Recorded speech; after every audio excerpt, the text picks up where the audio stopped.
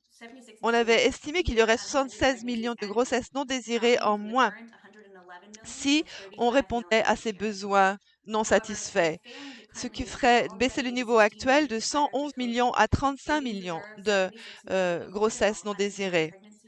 Donc, si en investissant dans cette, en investissant dans les soins de planification familiale dans ces pays à revenus faibles et moyens, on pourrait faire d'immenses économies parce que les grossesses ne deviennent pas compliquées, on ne ferait pas d'avortement à risque.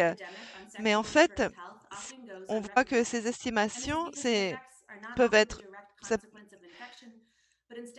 c'est à cause des conséquences directes du manque de ressources et qu'on ne répond pas directement et suffisamment vite aux besoins. Donc, on, on s'attend à ce que les niveaux actuels de, de couverture et de services baissent de 10% pour tous les âges dans les pays à revenus faibles et moyens. Donc, ici, avec ce modèle, on veut montrer la relation entre la baisse de réponses aux besoins et les conséquences au niveau de la population.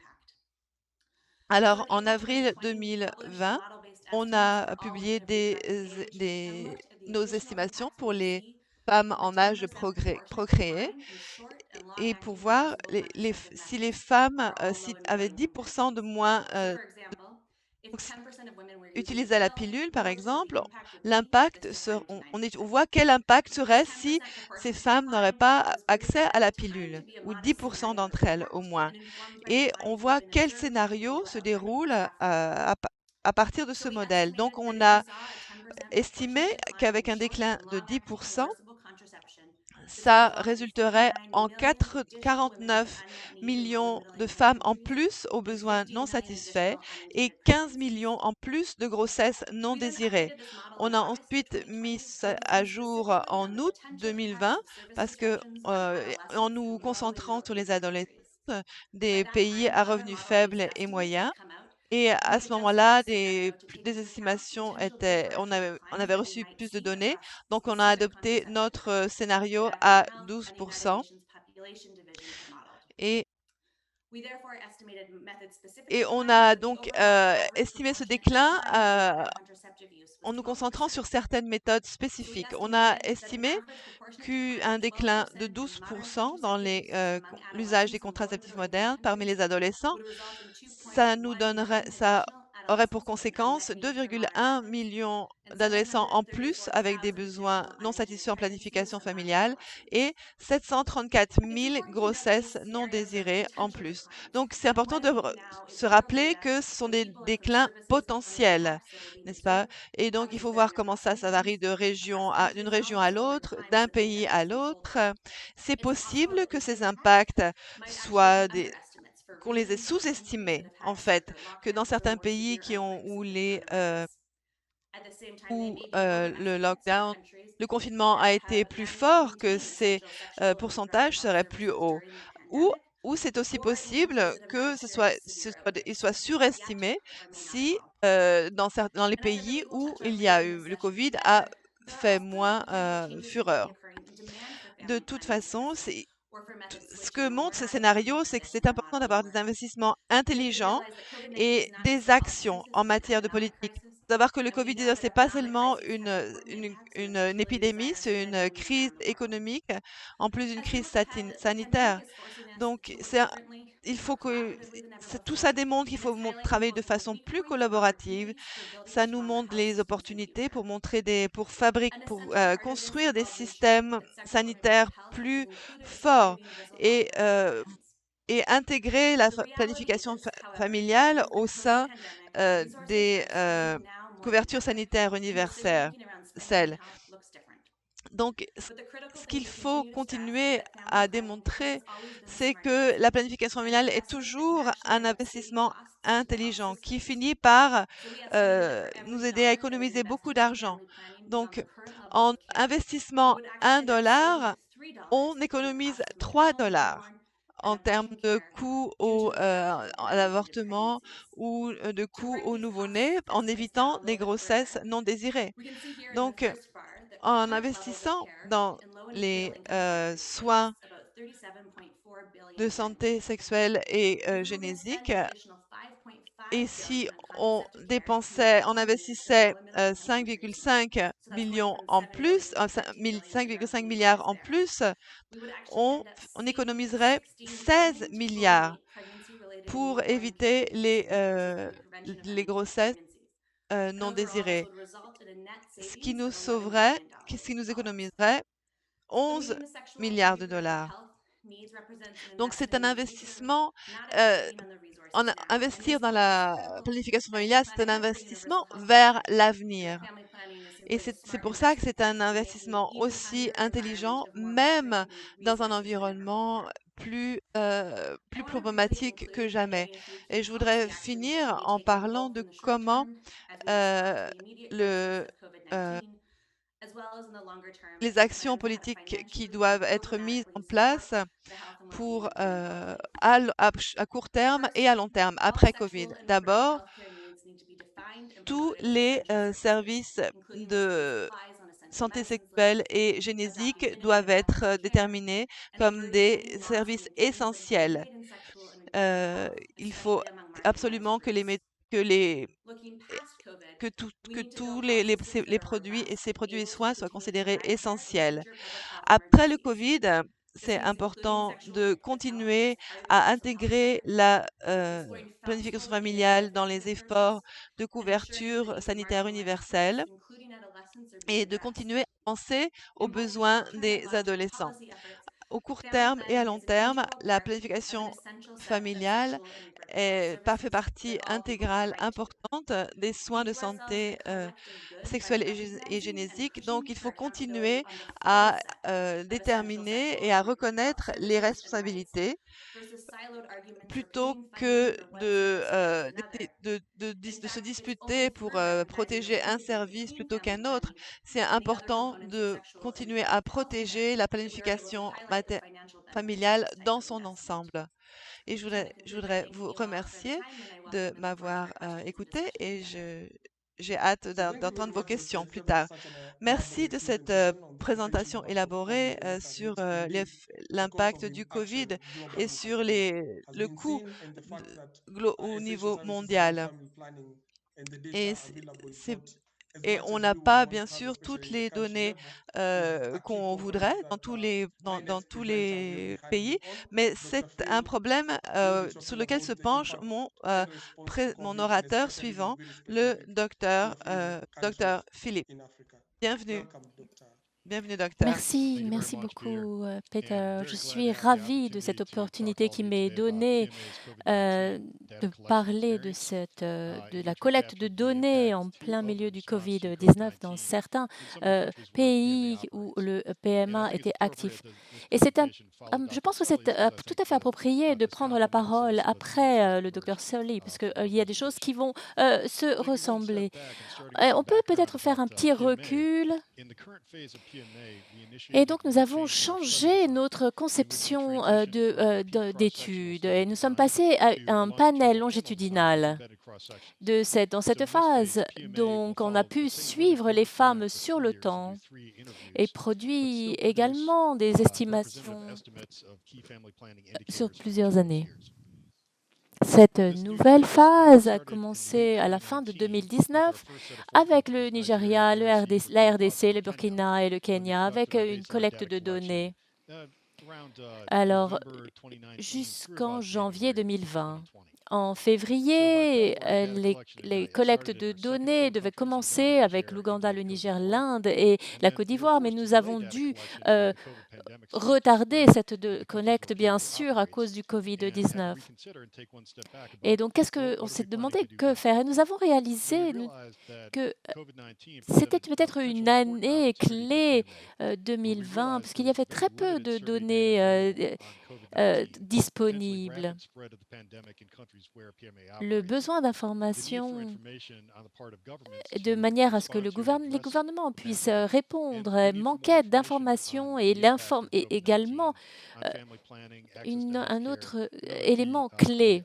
Nous avons donc décidé d'explorer les possibilités des enquêtes COVID-19 pour les relier avec le PMA. Donc ensuite, la deuxième et la prochaine étape était de rencontrer les pays eux-mêmes. Donc nous avons consulté nos enquêteurs principaux dans les pays et nous nous sommes renseignés avec eux, à savoir ce que ils pouvaient faire en termes de COVID-19, surtout avec les mesures de distanciation sociale. Nous voulions également savoir si les données que nous collecterions seraient utilisées par les gouvernements de manière à ce qu'ils puissent orienter leur approche, leur réponse au COVID-19. Après être passé par cette première étape, nous avons conçu un outil d'enquête. Les questions étaient liées à la sensibilisation, au changement comportemental et l'impact du COVID. Le son est très bas, pardonnez-moi, dit l'interprète. La fertilité, l'accès aux services de soins de santé, etc. Une fois que l'outil a été créé, nous avons donc ensuite formé nos enquêteurs, hein, donc nos recenseurs résidents, comme nous les appelons. Et cela n'a pas pu être possible de faire les choses en présence. Et donc, cela fait la formation a dû être faite de manière virtuelle et avec les équipes locales. Après que nous ayons pu parvenir à cette formation parfaite, nous avons pu procéder à la collecte de données. En fait, nous nous sommes servis des femmes qui avaient donné leur numéro de téléphone lors de notre précédente enquête PMA. Donc, cette enquête a été faite de manière bien sûr distante à travers une communication téléphonique. Donc, les échantillons cibles étaient différents en fonction du pays. Les femmes au Nigeria, c'était plutôt au Kano à Lagos. L'enquête, donc, en fait, elle s'est révélée une ressource particulièrement intéressante parce que nous avons pu faire la liaison entre les données de référence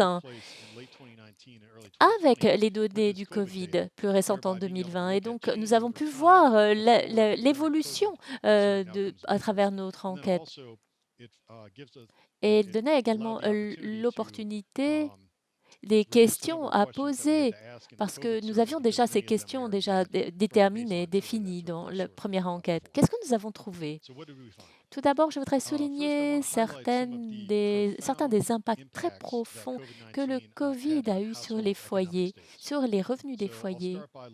Donc, les pertes de revenus. Nous avons demandé aux femmes qui ont participé de nous dire si elles avaient subi, quel type de perte de revenus elles avaient subi, complet, moyen ou grand. Donc, vous pouvez le voir dans Kenya, le Kinshasa, le Burkina Faso et Lagos au Nigeria. La couleur bleue représente aucune perte de revenus, orange, une partielle perte de revenus et la couleur grise, une perte de revenus complète. En faisant cela, on a pu voir les questions, voir si le tertiel était particulièrement. Nous avons pu voir, donc dans l'ensemble, nous avons vu qu'il y avait deux items principaux de messages. D'abord, nous avons vu que le perte de revenus était très forte. Il y avait très peu, vous voyez que c'est très peu, vous voyez les pourcentages bleus en bas sont ceux qui n'ont pas subi de perte de revenus. Et le plus bas était donc Lagos au Nigeria avec 6 ou 7%. Donc la majorité des foyers dans toute notre ensemble avait en tout cas une perte de revenus, soit complète, soit partielle. Ensuite, nous n'avons pas trouvé de preuve qu'un gradient qui soit lié exactement, que les pertes de revenus soient liées au Covid-19. Ce ne semble pas que ces foyers soient plus vulnérables que d'autres, mais à l'exception de Lagos, Nigeria, où au contraire, le gradient était moins sensible à la perte de revenus.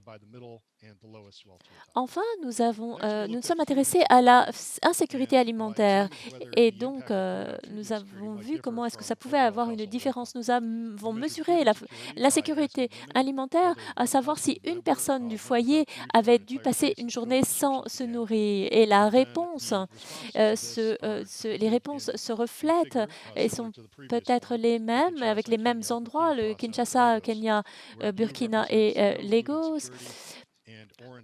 Donc, l'orange représente de la sécurité alimentaire et donc nous voyons un gradient sur l'insécurité alimentaire où déjà, lorsque l'insécurité, les pertes de revenus étaient importantes, alors là aussi, la sécurité alimentaire était importante. Nous avons vu et demandé également aux femmes si la sécurité alimentaire était davantage importante, plus importante maintenant qu'avant.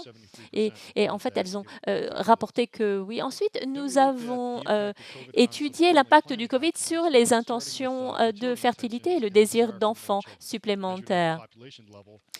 Les pays concernés étaient le Burkina, le Kenya, le RDC, le Nigeria, Lagos et Kano. Avec les réponses étaient ne veulent plus d'enfants, on veut dans 2 ans, on veut dans moins 2 ans. Et enfin, nous avons étudié les différences dans ces des signalements entre la référence et les enquêtes faites pendant le Covid. Et en fait, on aurait pu trouver que les femmes souhaitaient retarder des grossesses ou n'en voulaient pas. Et en fait, on a vu souvent que ça a été le contraire. Nous avons vu un déclin, une chute des femmes qui ne voulaient pas du tout d'enfants, des augmentations modestes dans celles qui voulaient un enfant dans les 2 ans qui venaient. Et en fait, Burkina Faso et Lagos, par exemple, au Burkina, on peut voir en haut, au niveau de l'échelon de référence, 18% ne voulaient plus d'enfants et donc c'est passé à 12% pendant notre recherche sur le Covid. Nous n'avons pas trouvé de différence importante entre ces deux enquêtes à Kinshasa et à Kano, mais nous avons vu que ça se répertoriait de manière assez constante. Ensuite, nous avons étudié l'utilisation des contraceptifs entre la période pré-Covid et la période Covid, à peu près jusqu'à juin 2020, et nous avons voulu voir si les femmes entraient dans ces 4 catégories. N'ont jamais utilisé de contraception, l'ont utilisé de manière discontinue, ont continué à utiliser la même méthode de contraception ou ont adopté et ils ont peut-être l'adoption d'une nouvelle méthode. Donc, les femmes ont été divisées dans ces 4 catégories. Et en fait, en Burkina et au Kenya, nous avons vu que la plupart n'avaient pas changé. Donc, la grande majorité des femmes ont continué à ne pas utiliser ou à continuer à utiliser la même méthode contraceptive. Mais quand elles ont changé, que ce soit arrêter ou adopter, elles ont plutôt adopté plutôt que arrêter. Au Burkina, par exemple, l'utilisation était de 25% à moins.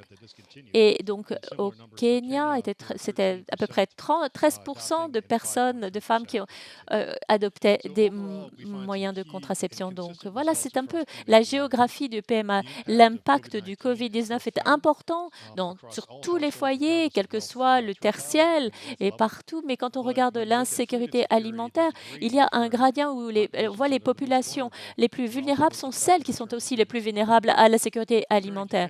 Par rapport à la fertilité planifiée, on aurait pu penser que les femmes auraient voulu peut-être retarder leur grossesse ou ne plus avoir d'enfants, mais en fait, ce n'a pas été le cas. en Afrique subsaharienne, mais on a vu le contraire, les femmes qui ne voulaient pas plus d'enfants dans toute cette aire géographique. Nous avons vu également des femmes voulaient davantage d'enfants dans les 2 ans à venir. Donc, les femmes ont peut-être eu des difficultés à accéder à la planification familiale, peut-être par rapport aux contraintes. Mais nous avons trouvé également qu'il n'a pas semblé, par rapport à nos résultats, que les femmes avaient des problèmes à avoir accès au planning familial parce que le plus était-elle bien sûr, ce sont des premières données. Il faut faire des recherches encore dans ce domaine et nous avons vraiment, nous avons hâte de poursuivre nos recherches en ce domaine. Je vous remercie infiniment de votre attention et n'oubliez pas, vous pouvez retrouver toutes nos informations sur notre site internet. Merci beaucoup, Dr. Philippe, et avec cette par rapport à la sécurité alimentaire, par rapport à tous les effets que vous avez soulignés. Et donc, bien sûr, il faudrait avoir peut-être un degré plus local. Et nous allons maintenant voir comment est-ce que nous pouvons transformer des données en action. Merci, merci. D'abord, je voudrais vous donner le bonjour de Kenya. Je suis très heureux de faire partie de cette conférence internationale sur la planification familiale. Comme je vous l'ai dit tout à l'heure, je suis née à Kibera. C'était une vie assez difficile parce que mes parents venaient d'une zone rurale et ils sont venus à la ville. Comme vous savez, la ville attire et on vivait dans un bidonville. Ma vie était très dure. Et donc, pour vous donner une idée, on était 8. On était 8 dans une petite pièce, 8 enfants. Donc, c'était vraiment dur pour eux de prendre soin de 8 enfants, 8 enfants. Hein, on peut parler de planification familiale. Donc, on fallait qu'on trie on triait dans les ordures, quoi. On n'avait pas d'espoir. On voulait pour sortir de la pauvreté. Dans un pays on voulait, dans ce pays, sortir, casser le cycle de la pauvreté n'est pas facile, mais on avait l'espoir d'un jour pouvoir s'en sortir. Et donc, de voir les gens mourir parce qu'ils n'avaient pas de soins médicaux, pas de travail, pas d'espoir. Et la différence avec la chance que j'avais, c'est que j'avais un rêve et un jour, j'ai reçu un email de Jessica qui venait pour étudier à l'étranger et donc on a commencé à étudier ensemble et j'ai partagé mon rêve avec elle de sur les gens des bidonvilles, comment ils vont s'en sortir, comment transformer leur vie. Et maintenant, c'est là qu'on a commencé Shofco. On a commencé de rien, juste la passion et rassembler les gens. Jessica s'est jointe au mouvement, on est devenus très bons amis et maintenant on est mariés, ça fait 10 ans, on a des enfants, mais au départ c'était vraiment une rencontre de cerveau. Donc c'est un symbole pour moi. On a besoin de rien de compliqué. Ce que l'on a besoin, c'est la foi, c'est l'espoir, c'est le rêve. Croire en un rêve pour le transformer en réalité. Donc, on peut avoir, et aussi, la chose la plus importante, c'est croire aux gens. Croire aux gens. Alors, Shofco a été fondé et maintenant, on couvre presque 20 bidonvilles et on a commencé à Kibera et maintenant on est à près de 20 bidonvilles au Kenya avec 2,4 millions de résidents de bidonvilles. Et comment est-ce qu'on le fait? On cherche d'autres Kennedy comme moi des hommes ou des femmes dans ces communautés, des gens qui ont qui partagent ce même rêve de transformer la vie des bidonvilles et a aussi qui croit aussi qu'on peut changer tout ça. Donc, et donc, et par exemple, le bidonville de Kisumu, les bidonvilles sont créés par les villes, n'est-ce pas?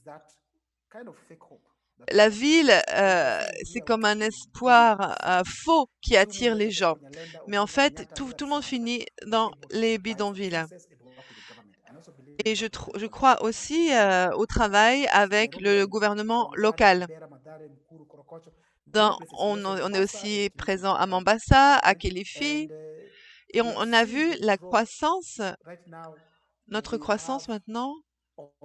On a un demi-million de membres. On a un réseau d'organisations, de groupes de femmes, de groupes de jeunesse dans ces régions qui se rassemblent pour travailler ensemble à la transformation. Alors, on travaille sur trois, dans trois aspects essentiels. D'abord, le bien-être physique. C'est si important. Et si on ne peut pas avoir ce bien-être, la santé, on ne peut pas se sentir protégé. Et maintenant, j'ai été étudiée à l'étranger et, et, je, et je revenais, je vois des gens qui meurent, je comprends pas pourquoi ils meurent. On ne sait pas pourquoi les gens sont malades même. Ils meurent, on ne sait même pas pourquoi. Donc, on n'est pas traité de manière égale. On n'a pas de soins médicaux pour nous. Deux, c'est l'opportunité. Comment donner des opportunités à la population? Comment leur donner de l'espoir? On crée des écoles. Et la troisième est la dignité et la valeur personnelle. Pour moi, c'est si important dans la planification familiale. Quand les femmes parce que c'est le droit des femmes, c'est leur corps, et c'est pour ça que c'est si important qu'elles incarnent cette dignité et cette valeur elles-mêmes.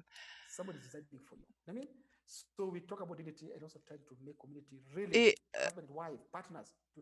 important que tous les partenaires parlent de leur famille. Donc, c'est trois zones de travail, bien-être physique, opportunité et dignité. Alors, donc, en termes d'accès à une couverture sanitaire universelle, il y a vraiment beaucoup de prédicats aux soins de santé. Et pour moi, les soins de santé, c'est comme l'air, c'est essentiel. Et et, et moi, je veux que les résidents des bidonvilles aient accès à ces soins médicaux. Tout le monde doit pouvoir avoir accès aux soins médicaux. C'est un droit humain. Sans ça, on peut pas aller à l'école. Sans ça, on peut pas avoir un rêve. On peut pas être énergique. On peut rien faire. Donc, Shofco fait trois choses. Donc, Shofco a 3 cliniques, une à Kibera. Il y en a 2 à Kibera, les grandes. Et on a pu soigner 100 000 patients en 2020, 106 000 en 2019. Les gens viennent des zones rurales à Nairobi à Noël, à l'époque des fêtes, et ils apportent avec eux ou remportent la malaria, n'est-ce pas? Les enfants. Quand dans ces endroits, les endroits sont mal nourris. Donc, on examine les enfants pour voir si ils sont mal nourris. Ma plus grande fierté est que la transmission du virus du VIH de mère à enfant dans nos cliniques est de 0% contre 15% en moyenne au Kenya. La transmission est à 0% maintenant et je suis si heureux de ce résultat. On a 98% de suppression virale du VIH et on a des partenariats avec le Challenge Initiative qui va faire beaucoup de choses vraiment parce que ça apporte l'aide de John Hopkins, du ministère de la Santé et, et j'étais vraiment touchée de l'impact de cette reconnaissance. Donc des 4000 patients qui ont accès à la planification familiale. Il faut qu'on travaille ensemble. On a besoin du gouvernement. Et c'est pour ça que je crois tellement au Challenge Initiative. Et ça, c'est vraiment fort parce que souvent, dans les cliniques normales ou les cliniques religieuses, elles ne font pas grand-chose. Mais en fait, elles arrivent à traiter 60%. Donc, les gouvernements eux-mêmes, les cliniques du gouvernement ne traitent même pas autant de patients. Donc, nous joindre ensemble avec les cliniques religieuses, ça nous amène à être même encore plus fort que les cliniques du gouvernement. Et mais maintenant, on est dans une situation très difficile qui s'appelle Covid en Amérique, en Europe et en Afrique et dans le reste du monde. Donc Covid a démontré quelque chose clairement, une chose à laquelle on ne pense pas vraiment généralement, c'est l'inégalité. L'inégalité qui existe, l'écart entre les riches et les pauvres. Quand on a annoncé Covid, on nous a dit très clairement, lavez-vous les mains, restez chez vous, isolez-vous, restez loin des l'un des autres. Mais ça, c'était quoi? Les conseils pour les riches qui habitent dans des appartements? Parfois, on oublie les pauvres. Parfois, on oublie que les gens ne vivent pas notre vie. Donc, c'était un problème à Kibera et Knete. On est tous les uns sur les autres. On n'a même pas de l'eau propre. On n'a pas de savon. On n'a pas à manger. C'était déjà dur avant le Covid. Alors, de quoi ils parlent? On n'a même pas de frigo pour garder notre nourriture. Il faut bien qu'on survive. Alors, c'était vraiment un réveil. Alors, ce qu'on a fait, on a dit, on va faire quelque chose. Et on s'est occupé des besoins de base d'abord. Donc, l'eau et la nourriture. On est allé au gouvernement pour travailler ensemble. On était les premiers, les tout premiers sur le terrain à amener à approvisionner les communautés et en utilisant les travailleurs des communautés. Comme ça, pour qu'ils se rendent compte que ils participaient aussi. Et il faut reconnaître le pouvoir de ces communautés. Ils ont fait tout ce qu'ils ont pu. Les voisins s'entraident. L'idée, c'est de travailler ensemble. Et j'ai vraiment vu le pouvoir qu'on avait en parlant à beaucoup de familles différentes. On est sur le terrain. Et je voulais aussi donner des conseils au gouvernement. Donc, je suis allée les voir, ont échangé des idées. Et ça a marché vraiment bien. Je connais bien maintenant le ministre de la Santé. C'est un homme que j'admire tellement. Et c'est vraiment incroyable qu'il reconnaisse au gouvernement le pouvoir de la communication, de la communauté, qu'il soit conscient de la réalité sur le terrain et trouver une manière plus vraie de se battre contre Covid en connaissant la réalité sur le terrain.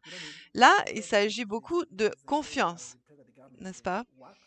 Parce que avant le travail du gouvernement, les pauvres, ils ne croient pas, ils font pas confiance au gouvernement. Alors comment on fait? Comment on fait?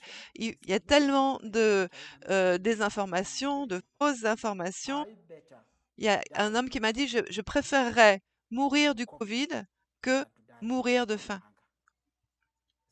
Voilà. Donc ça, c'est des choses vraiment puissantes.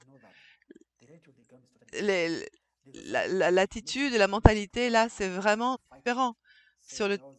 donc dans la communauté et j'ai vraiment beaucoup appris de la communauté pendant pendant ce Covid.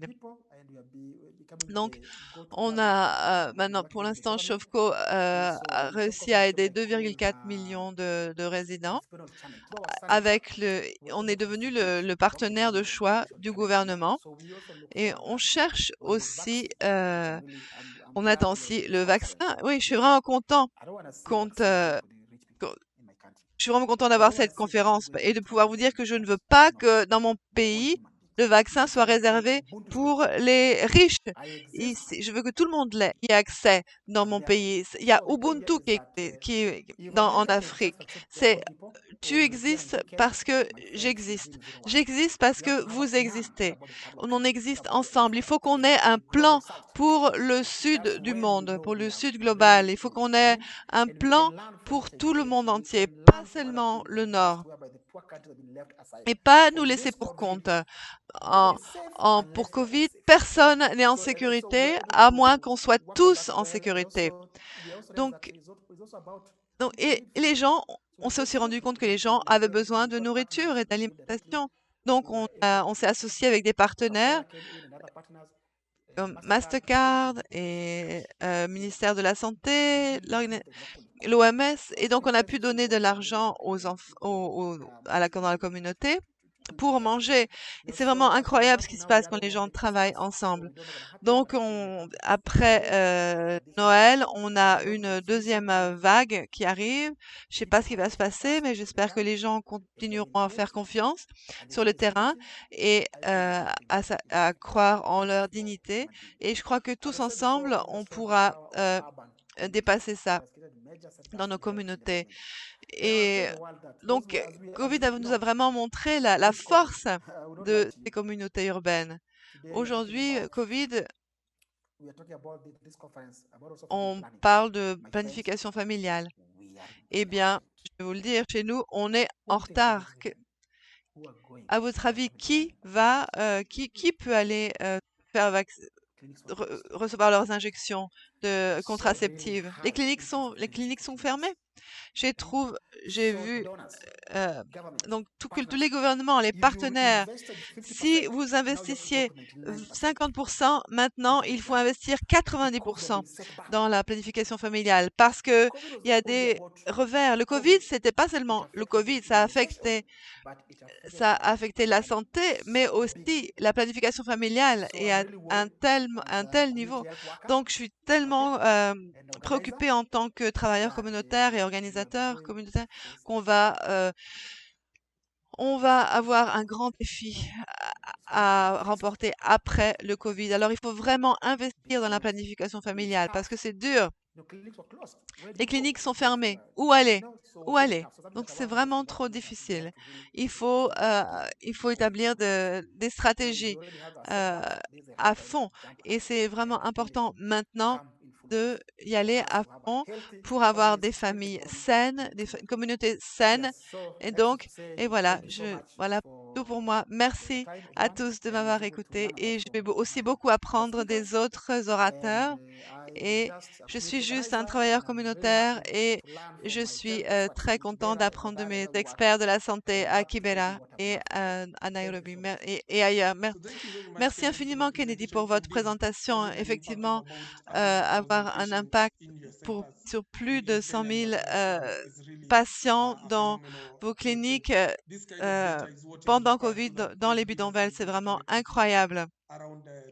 Et, et je suis vraiment content que notre prochain panéliste, Suzanne Mercado, va parler des solutions, des données et avec les différents niveaux de leadership. J'aimerais vous saluer. Donc, j'aimerais vous parler des données. C'est très intéressant dans cette tentative de compréhension de la pandémie, par rapport au planning familial, et ce qui était vraiment tellement un point clé de notre réflexion. Et toutefois, Lorsqu'il s'agit d'aller dans un clinique type où l'on donne des services de soins de santé primaires pour les femmes et les filles, et c'est le genre de données que vous pouvez voir. Les données ne sont pas classées, elles sont peut-être disponibles, mais elles ne sont pas accessibles. Je pense que la pandémie a causé une disruption, une interruption de la donnée, des données. Les estimations sur la manière dont le Covid a un impact sur les femmes et les filles. Et l'UNFPA a estimé que 47 millions de femmes n'auront pas pu avoir accès à des contraceptifs modernes.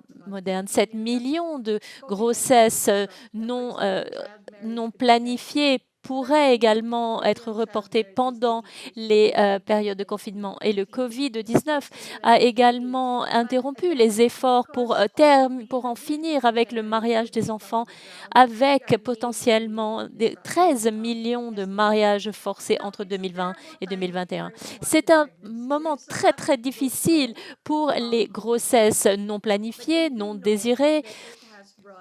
Nous savons que le Covid n'a pas permis d'avoir un accès optimal aux soins prénataux, a également induit des risques supérieurs pour la maladie du Covid-19 et l'OMS a déjà souligné le risque élevé que risquent les adolescentes. Déjà, 777 000 filles de moins de 15 ans ont reporté pourraient donner naissance dans les régions en développement. Il y a 10 millions de grossesses non désirées chaque année par des enfants, des jeunes filles de 15 à 19 ans, et des complications également pendant ces grossesses et pendant l'accouchement également pourrait causer la mort de jeunes adolescentes. Le Covid-19 a augmenté la vulnérabilité des jeunes femmes et des filles par rapport aux grossesses non désirées. 5,6 millions d'avortements pourraient se produire. Les mères adolescentes ont des risques supplémentaires d'éclampsie, endométrite puerpérale et d'infections systématiques. Et les bébés pourraient être de moindre poids également. Si l'on fait un gros plan sur les données de Philippines, les tendances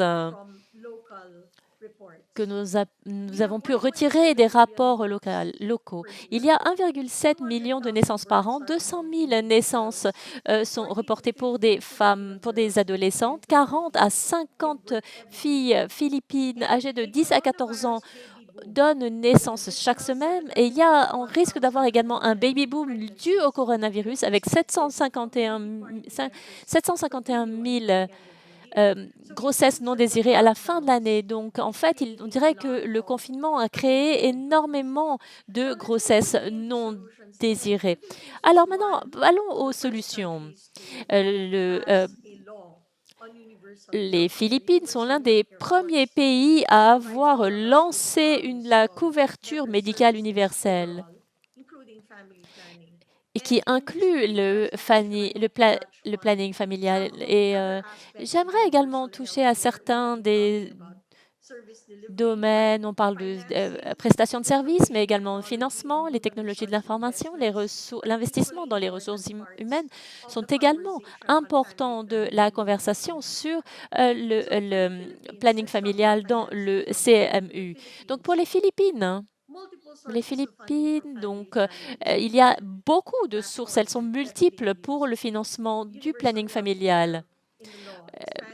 Il y a donc le CMU dans la loi et il donc regroupe la planification familiale en 2012. Le gouvernement philippin a attribué 67 millions à la passation de marché pour les biens de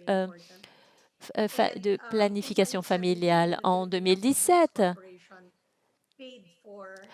la Corporation d'assurance santé des Philippines a contribué à hauteur de 852 000 dollars. Et donc, il y a bien sûr il y a également ce qui est consolidé au niveau de la province et de la ville. Les Philippines ont également, après une bataille acerbe, une loi qui s'appelle la loi sur la parentalité responsable et la santé reproductive.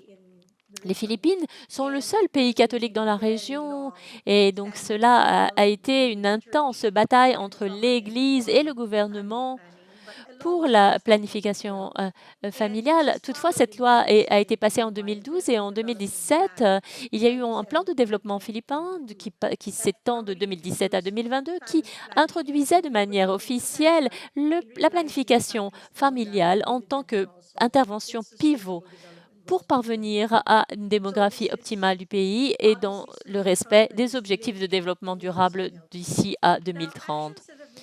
Alors, quelles ont été les actions qui ont été mises en place par rapport à la couverture médicale universelle? Eh bien, bien sûr, il y a donc la loi, il y a donc en fait attendre et conserver le besoin zéro en manière de planning familial moderne. Donc, il y a également un package de soins maternels à hauteur de 3 240 fournisseurs peuvent être remboursés et la couverture est de 91% des villes et des municipalités dans le pays. Toutefois, cette couverture ne se traduit pas forcément par un accès universel, mais c'est un début.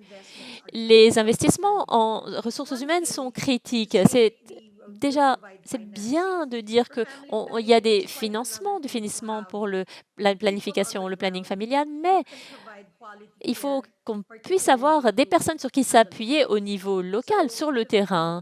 C'est la raison pour laquelle le département de la santé a déployé 1424 associés sanitaires familiaux de manière à pouvoir aider et la mise en œuvre des services de planification familiale dans les endroits par rapport aux besoins qui n'étaient pas satisfaits. Ce n'est pas parfait, toutefois c'est un début, cela montre la direction qu'il faut adopter de manière à pouvoir répondre aux besoins. En fait, en 2017, le président Duterte a passé un décret. C'est encore une fois une avancée énorme et ce décret s'appelle l'attendre et conserver le besoin zéro en matière de planning familial moderne, de manière à accélérer les choses sur le terrain, pouvoir satisfaire les besoins. Il y a eu également une interdiction d'exécution provisoire par la Cour suprême sur l'Office de contrôle des médicaments et des produits alimentaires sur l'utilisation des implants contraceptifs sous-cutanés à progestérone. Et cela a été très controversé. Mais là encore, les données sont extrêmement cruciales pour pouvoir dépasser cela. Et en 2017, cette interdiction a été levée, ce qui a permis d'avoir maintenant ce type de contraception disponible. Mais vraiment, quand on a les politiques, les finances, et vous pouvez avoir quand même des obstacles desquels vous devez dépasser. L'une des choses avec lesquelles j'étais engagée, quelque chose dans lequel je me suis battue, c'était également d'obtenir un dossier médical électronique unique. Un patient, un dossier. Beaucoup de patients aux Philippines, beaucoup de nos clients utilisent encore des dossiers papier et ça reste sur les étagères. Donc, il faut vraiment parvenir à une réforme. Donc, vraiment, un patient et un dossier médical électronique qui soit accessible de partout. Et ça, ce serait vraiment un boost énorme pour la planification familiale parce que c'est un service continu. Et ce n'est pas juste un effet unique. Il faut du soutien, il faut des services, il faut des conseils. Donc, vraiment, un patient, un dossier, c'est important. Au fil des ans, il y a eu une résistance qui s'est formée par rapport à cela parce que il y a des infrastructures pauvres, il y a la complexité, la conception de l'interface aussi était mauvaise, le fait qu'il y avait cette résistance de l'utilisateur parmi les fournisseurs, les prestataires, parce qu'il faut s'asseoir devant un ordinateur. Si vous avez quelqu'un qui prend des notes pour vous, il y avait également la conformité par rapport à la confidentialité, le manque de politique publique et de soutien envers ce dossier DME. Donc, avoir de bonnes données, des bonnes actions. Et donc, pour résumer mes propos et pour résumer le CMU et le PF, les données sont cruciales pour trouver des solutions. Et c'est simplement pour dire que on parle souvent de services de planning familial. Parfois, on parle de financement également, mais il nous faut parler du rôle important des systèmes d'information et des technologies parce que dans lequel chaque femme, chaque fille qui a besoin d'avoir accès à ces plannings familiales, il nous faut investir dans ces ressources et c'est quelque chose qui ne peut pas avancer si nous n'avons pas assez de gens sur le terrain. Il faut vraiment aller chercher les gens là où ils en ont besoin. Merci beaucoup, Dr Suzanne, pour cette présentation extrêmement complète et également d'avoir évoqué ce cadre juridique par rapport à la parentalité responsable également. Et donc, l'idée est que ça doit être une priorité. Et on voit, d'après vos propos, que en fait, c'est vraiment le leadership, l'orientation au plus haut niveau qui donne l'impulsion et qui permet un bon leadership donnera des bonnes solutions. Merci. Bonjour à tous. Merci de me donner la chance de présenter, de me joindre à cette séance. Comme vous le savez, peut-être la Thaïlande a remporté beaucoup de succès en planification familiale dans les 50, 60 dernières années et a eu un programme très bon de mise en place de planification familiale. Et on a aussi eu en Thaïlande beaucoup de succès remporté contre le Covid-19 l'année dernière. Et bien que le succès de ces deux efforts se sont passés presque un siècle d'écart, ils ont des points communs. Les facteurs clés qui sont le leadership. Pareil. Dans les années 1950, 60, la Thaïlande était une société surtout rurale, dans laquelle les femmes avaient en moyenne plus de 6 enfants ou plus par famille. Et il n'y avait pas de service de planification familiale fourni par le gouvernement à ce moment-là. La croissance de la population, le taux de croissance de la population était très haut, à 3% par an. Et donc, si on n'allait rien faire ne faisait rien pour endiguer ça, ça aurait eu un effet tragique sur l'économie, la société, le développement du pays. En Thaïlande, on a eu la chance à cette époque que le gouvernement thaïlandais a entendu l'avertissement de ce problème de population de la part des organisations nationales et internationales et avec l'aide d'universitaires et d'experts, on a pu créer un nouveau programme de planification familiale avec en 1970, le programme de planification familiale. Voici, c'est une photo historique dont on est très fiers, avec le roi Ramanai quand il a visité la première clinique de planification familiale en Thaïlande, à mon hôpital, Chulalongkorn Hospital, en 1965, la même année que la clinique a été ouverte. Après ça, des docteurs et des infirmières d'hôpitaux de province de tout le pays sont venus suivre des cours de planification familiale pour aller ouvrir leur propre clinique dans le reste du pays. La deuxième partie du programme était une approche innovante, comme des slogans comme plus on a d'enfants, plus on est pauvre. Et aussi le slogan populaire Stop at two, arrêtez à deux enfants.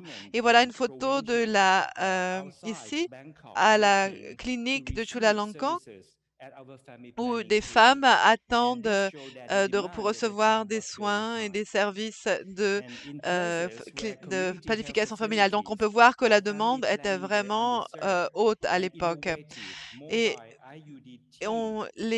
toutes les communautés rurales n'avaient pas assez de services. Donc, on a envoyé des équipes mobiles pour des services mobiles avec notre équipe, de la part de notre équipe Terile Mobile.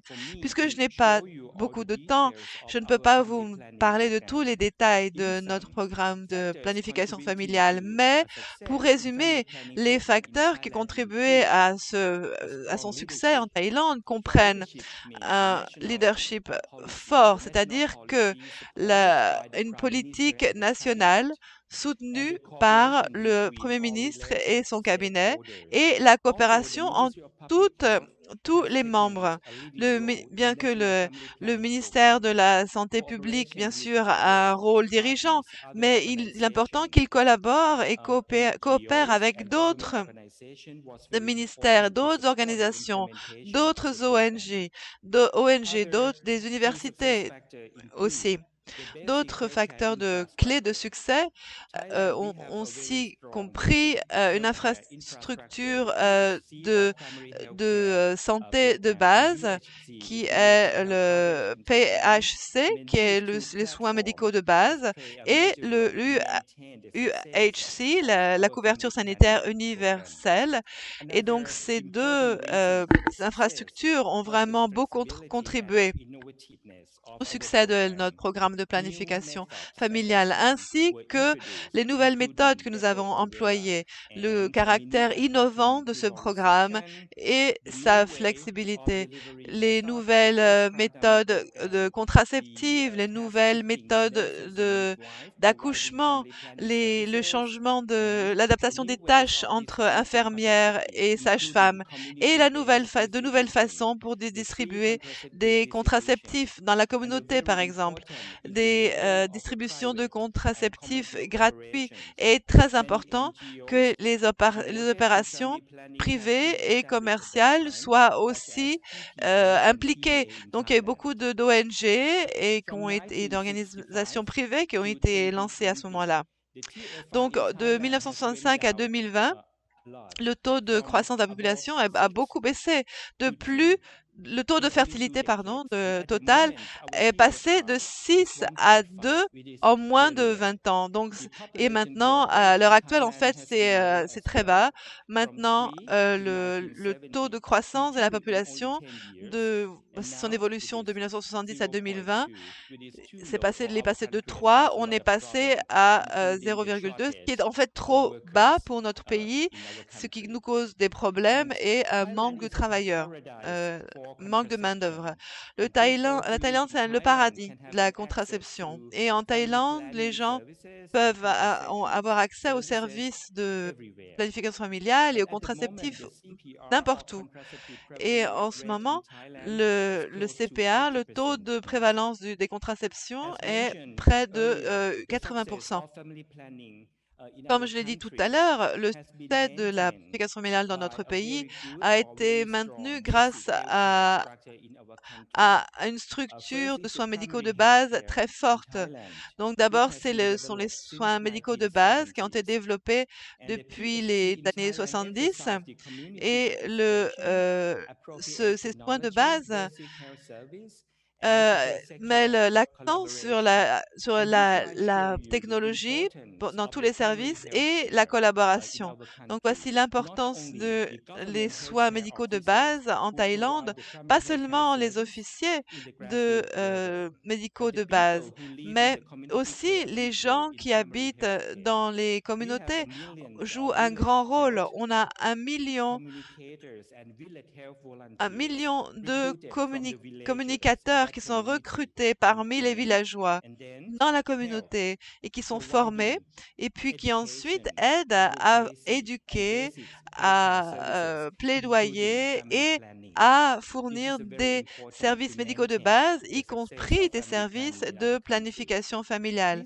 Donc tout ça, ça a vraiment contribué au succès de nos initiatives dans nos pays. Qui montre le développement de notre système de santé dans la population en Thaïlande. Donc, au début de la couverture sanitaire universelle, on a eu beaucoup de problèmes, mais on a dépassé ces problèmes et à l'heure actuelle, la réussite de la couverture sanitaire universelle a vraiment été démontrée dans notre pays. Donc, il y a eu un paquet qui est couvert, un ensemble de services qui est compris dans la CSU.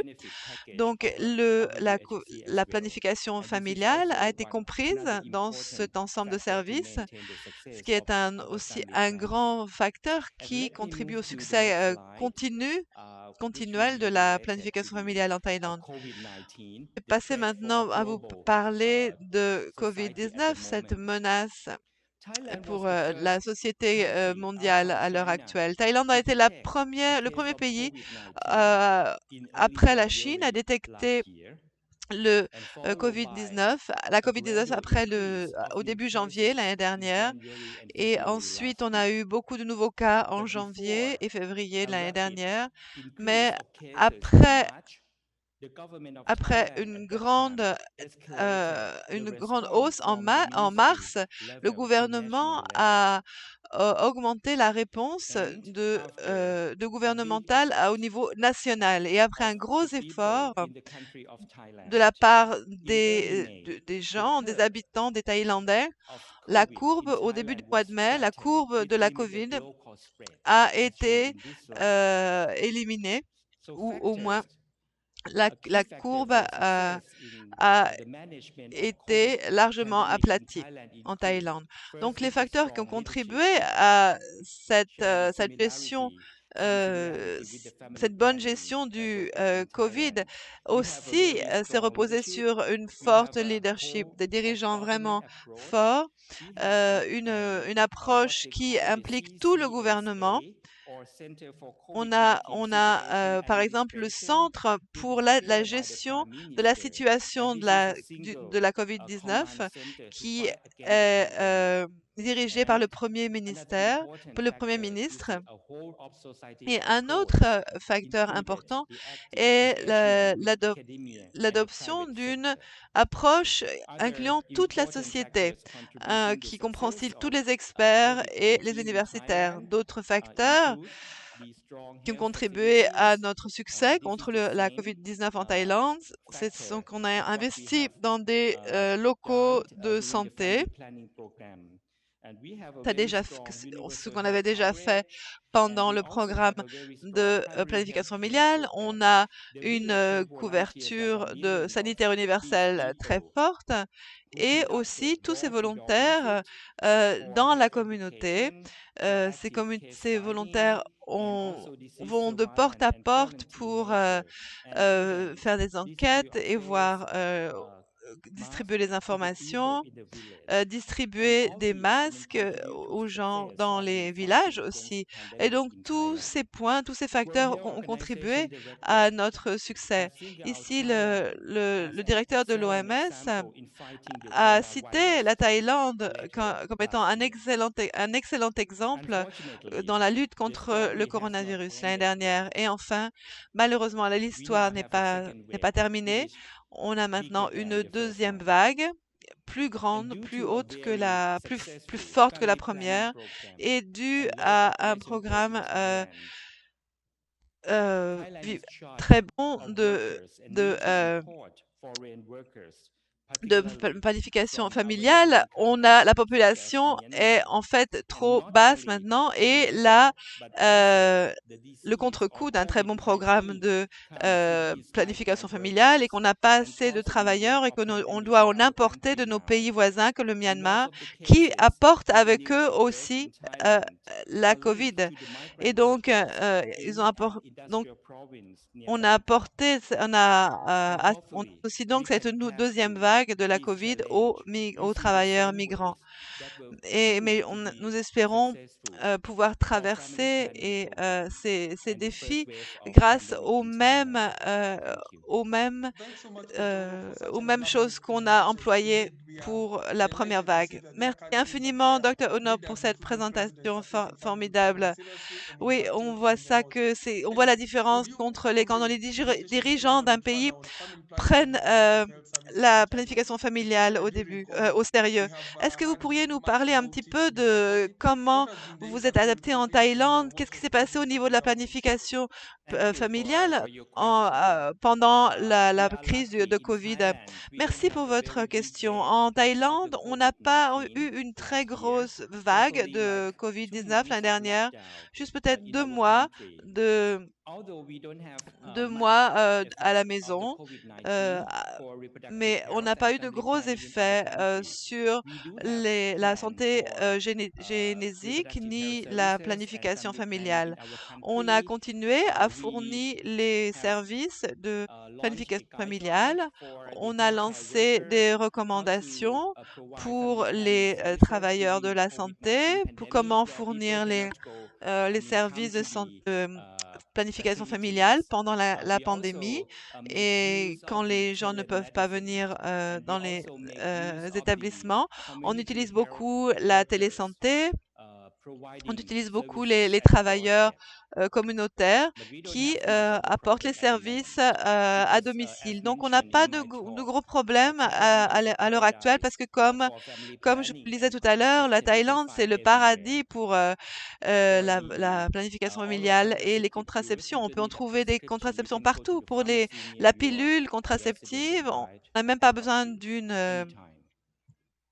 on n'a même pas besoin d'une note du docteur. On peut l'acheter directement à la pharmacie. Vraiment incroyable, vraiment formidable, l'accès à la planification familiale en Thaïlande.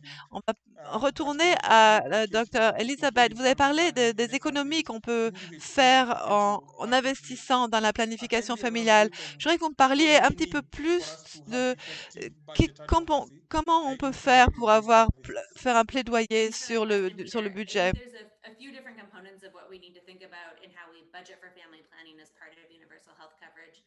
The first I touched on a fair bit in the presentation, which is that we can't really take a siloed approach Je to pense thinking qu'on about peut family pas planning. If seulement we cost family planning in that way, then we're not actually going to accurately cost for the full package of sexual and reproductive health services.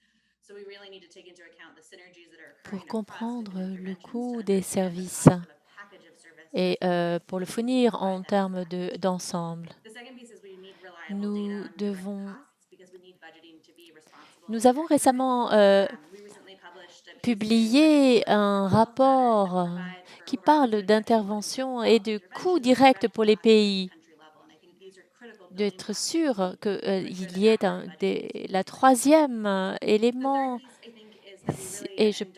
il Mercado faut touched on this in her penser au presentation, we need to système think of the dans health son system first. She ensemble, really highlighted the l'investissement qu'il faut faire en termes de formation, mais il y a encore plus de manière à ce que on ne peut pas parler CMU comme une couverture, mais il faut également parler de qualité. Qu'est-ce qui est proposé? Nous avons des collègues ont fait une analyse, la fourniture de services dans 3 régions en développement. Ils ont vu que 9 sur 10 de ces pays avaient donc avec la moitié de leurs établissements de santé qui fournissaient vraiment que des soins de santé primaire. Donc il y a également la manière dont ces établissements de santé, le niveau de qualité, le niveau de prestations sanitaires offertes. Il faut également donc renforcer les ressources humaines, les denrées, les produits, être sûr que ce qui est fourni sont des services de haut niveau. Merci, Elisabeth, pour cette réponse. Et donc, on peut toucher peut-être à la technologie dont parlait le docteur Mercado. Comment est-ce que l'utilisation des technologies pour les groupes vulnérables les femmes, les personnes handicapées, quel est l'impact? Est-ce que cela a pu être contribué? Merci beaucoup, Peter. Un des succès le Covid-19 nous a fait réaliser, entre autres, qu'il faut être connecté à travers des technologies. Et Internet, la connectivité Internet n'est pas universelle. En fait, c'est un vrai fossé. Il y a beaucoup de gens qui ne sont pas en capacité d'avoir accès à des services parce qu'il n'y a simplement pas de connectivité. Et ça, c'est des investissements énormes. Ça se fait par les gouvernements. On ne peut pas le faire sur le terrain. Il faut avoir une technologie de l'information qui soit bien structurée, des bonnes structures, de manière à pouvoir avoir une portée sur tout le monde, que ce soit par leurs ordinateurs, mais l'Internet et l'infrastructure de connectivité est d'importance cruciale parce que les limites et les restrictions du mouvement des personnes, on a constaté que nous pouvons continuer à travailler, on peut continuer nos plaidoyers, on peut continuer à trouver des solutions. Mais si les gens ne sont pas liés, ne sont pas connectés à travers des technologies de l'information, alors on n'a rien du tout. Je pense que c'est la considération la plus importante pour la CMU, comme les ressources humaines. C'est comme des piliers invisibles qui vont pouvoir permettre de soutenir la CMU. Donc, avec une composition de l'utilisation des technologies, dont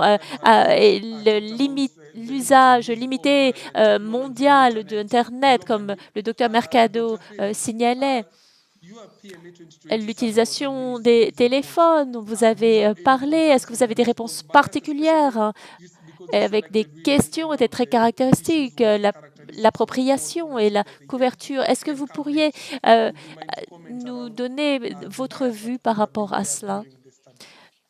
Philippe, merci beaucoup pour cette question. C'est une question excellente. Quand nous avons décidé de nous éloigner de nos entretiens en personnel, c'est vrai nous savions qu'il y aurait un impact de ce changement d'opération.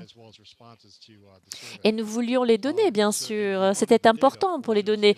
C'est parce que c'était représentant des lieux géographiques. Nous avons essayé d'aller en amont, de recueillir, c'est pour ça que ce n'est pas voulu, mais nous avons pu recueillir des numéros de téléphone et nous avons en plus fait correspondre avec il y avait une familiarité par rapport aux personnes même qui réalisaient les entretiens, les enquêtes sur le terrain, de manière à avoir un sentiment de connu et de pouvoir avoir des réponses des femmes.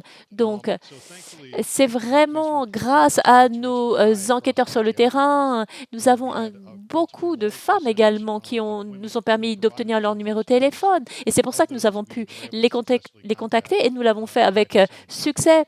Nous n'étions pas vraiment... c'est vrai que par canaux, nous avons peut-être rencontré davantage de difficultés, mais pour nous, ce n'était quand même pas assez pour avoir un biais, pour ne se dépasser de biais. Nous avons également étudié l'enquête de référence qui avait été faite sur le terrain, en face à face, mais également nous nous sommes penchés sur une approche nous permettant de prendre en compte un éventuel biais par les téléphones, les entretiens par téléphone que nous avions menés.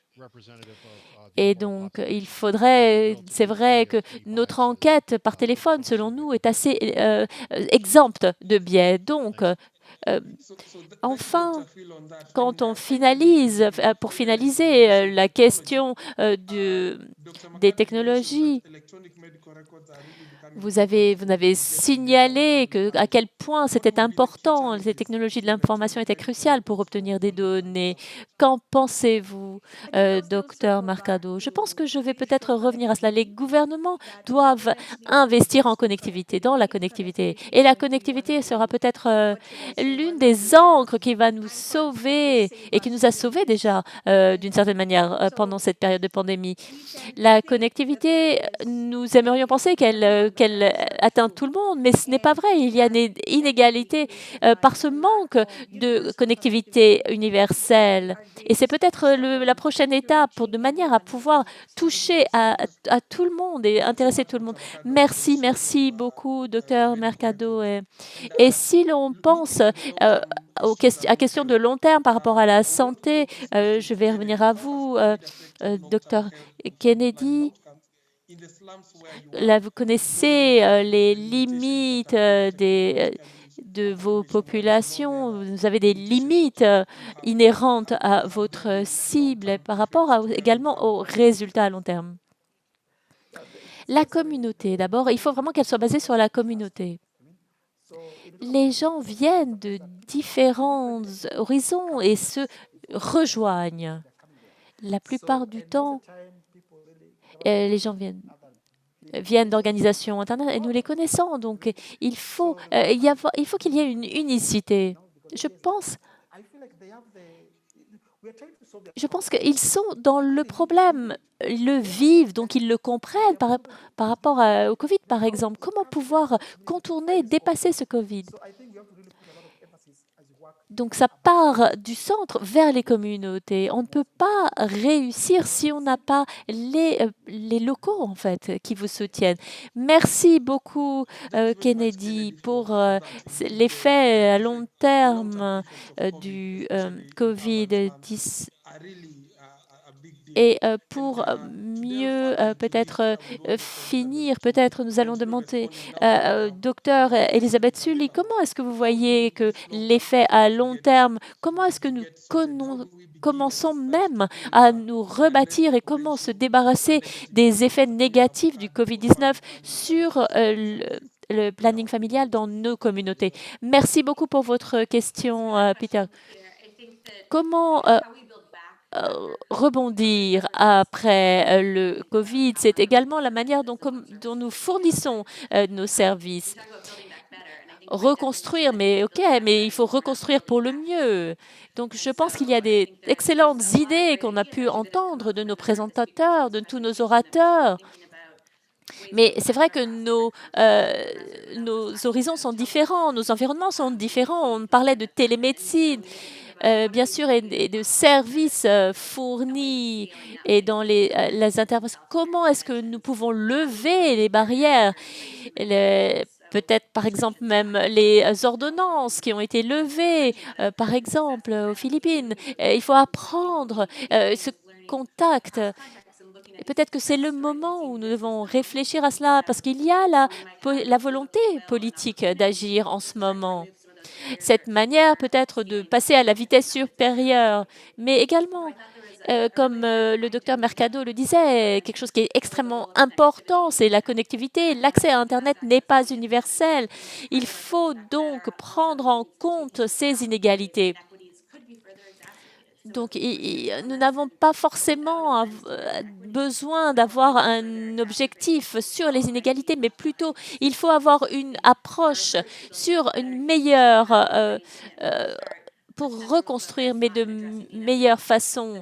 Et c'est vrai que le Covid a exacerbé tout cela, et il faut être sûr que les différentes approches n'exacerbent pas encore le problème plutôt que de le résoudre. Merci beaucoup, docteur Elisabeth, pour votre contribution. Nous avons des données du PMA qui ont été recueillies en juillet et maintenant nous avons de nouvelles données. Donc, est-ce que vous pensez que les données entre juin et juillet représentent un vrai instantané, docteur Philippe? Oui, je pense. Merci pour cette question, Peter. C'est très probable que la relation entre le Covid et les impacts du Covid vont vraiment avoir vraiment des effets que l'on pourra constater sur le planning familial et sur les revenus d'une manière peut-être qui ne sont pas encore imprévisibles.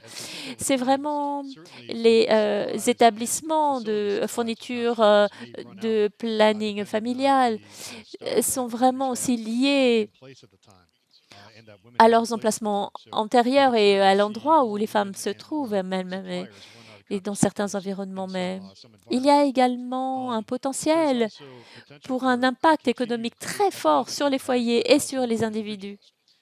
J'en ai eu des preuves moi-même.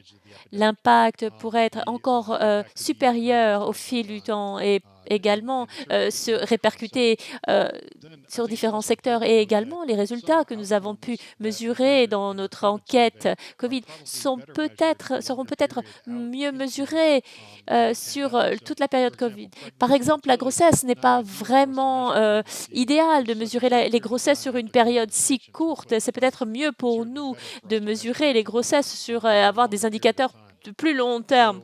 Et tous ces changements ont certainement un impact sur la planification familiale et je peux imaginer que les choses changeront. Les femmes, par exemple, qui voudront avoir un enfant ou pas, on peut voir également plus d'arrêts des contraceptions, des moyens de contraception que nous avons pu constater déjà avec nos données.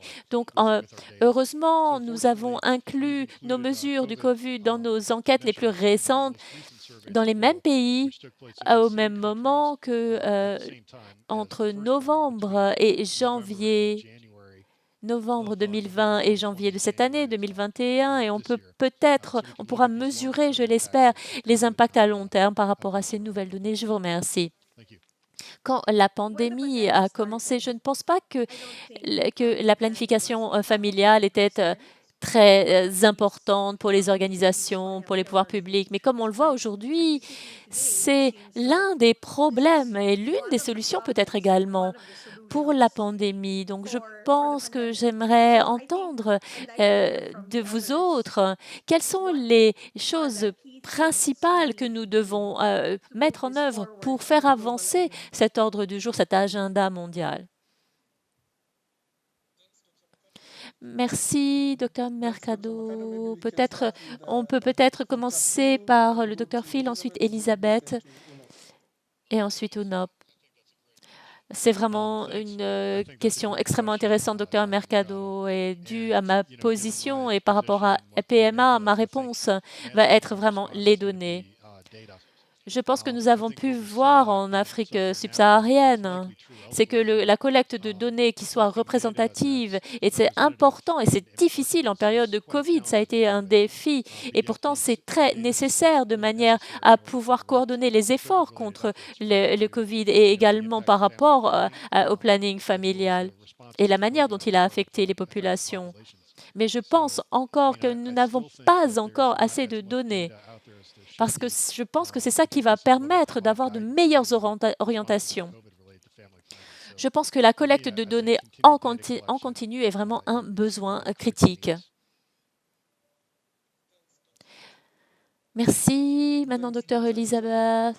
Je suis absolument d'accord avec tout ce qui a été dit et vraiment lier ces données à des politiques et à les modifications politiques de manière à pouvoir, pour certains pays, par exemple, il y a eu des différences, par exemple, avec des confinements des pays où les confinements étaient très stricts.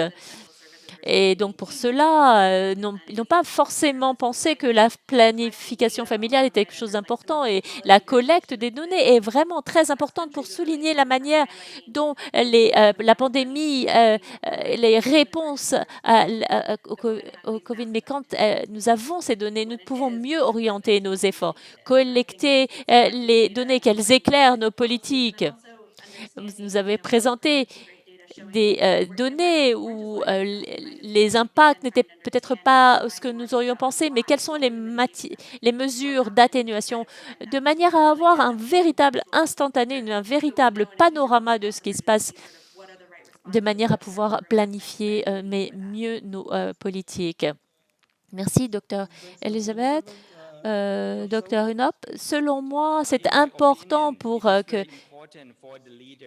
les décideurs politiques d'avoir un engagement, de s'engager à combattre et à dépasser ces défis et d'écouter les universitaires et les responsables scientifiques. Et c'est notre devoir, puisque nous sommes universitaires et que nous sommes responsables de domaines respectifs, c'est d'avoir cette responsabilité envers les décideurs politiques et les informer de manière à ce qu'ils puissent transformer leur politique au service des citoyens. Je vous remercie. Merci, mes très chers panélistes. Vous avez été exceptionnels. Nous avons vu à quel point les données étaient cruciales pour avoir des actions efficaces et trouver des solutions. Je tiens à vous remercier tous, Dr. Elisabeth, Dr. Philippe, Kennedy, Dr. Susan, Dr. Unop. Et donc, il nous faut des réponses fortes, et notamment qui viennent de nos leaders, et d'avoir également cela en matière de santé. Et bien sûr, nous ne pourrons rien faire sans planification familiale. Je vous remercie. Profitez bien du reste de cette conférence. Ah, ça a été extraordinaire, Peter. Merci à tous nos panélistes pour leur éclairage et l'avoir partagé avec notre communauté. Comme le docteur Unop l'a mentionné, les services de santé, il faut qu'ils s'approprient, que les communautés se les approprient.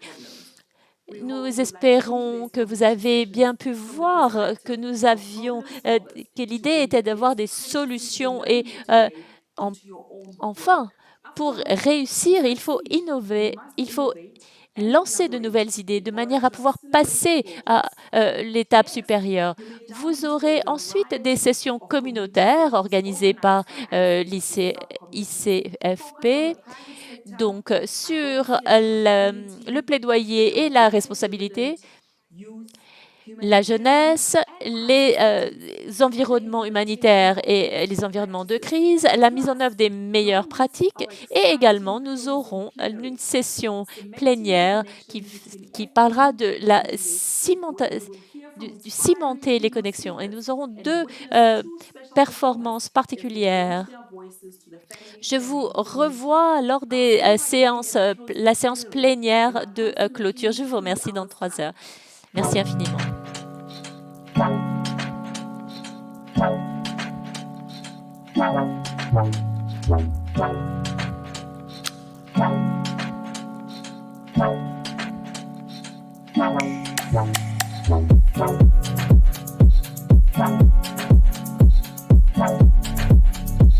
Wow.